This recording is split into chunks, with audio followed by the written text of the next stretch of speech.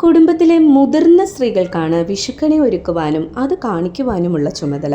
തേച്ചൊരുക്കിയ ഓട്ടുരുളിയിൽ അരിയും നെല്ലും ഉപയോഗിച്ച് പാതി നിറച്ച്, കൂടെ അലക്കിയ മുണ്ടും പൊന്നും വാൽക്കണ്ണാടിയും കണിവെള്ളരിയും കണിക്കൊന്നയും പഴുത്ത അടയ്ക്കയും വെറ്റിലയും കൺമഷി ചാന്ത് സിന്ദൂരം നാരങ്ങ എന്നിവയും കിഴക്കോട്ട് തിരിയിട്ട് കത്തിച്ച നിലവിളക്കും നാളികേര പാതിയും ശ്രീകൃഷ്ണന്റെ വിഗ്രഹവും വെച്ചാണ് വിഷുക്കണി ഒരുക്കുക.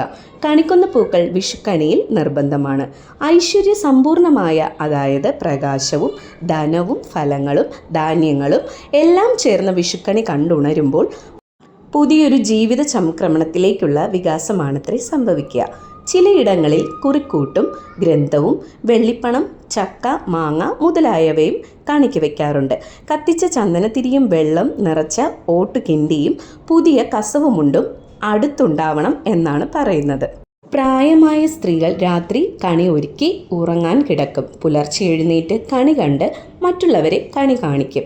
ഉറക്കത്തിൽ നിന്ന് വിളിച്ചുണർത്തി പുറകിൽ നിന്നും കണ്ണു പൊത്തിക്കൊണ്ടുപോയാണ് കണി കാണിക്കുന്നത്. കുടുംബാംഗങ്ങൾ എല്ലാവരും കണി കണ്ടാൽ ഗൃഹനാഥൻ അല്ലെങ്കിൽ ഗൃഹനാഥ കുടുംബാംഗങ്ങൾക്ക് നൽകുന്ന സമ്മാനമാണ് വിഷു കൈനീട്ടം. വർഷം മുഴുവനും സമ്പൽ സമൃദ്ധി ഐശ്വര്യം എന്നിവ ഉണ്ടാകട്ടെ എന്ന് അനുഗ്രഹിച്ചുകൊണ്ടാണ് കൈനീട്ടം നൽകേണ്ടത്.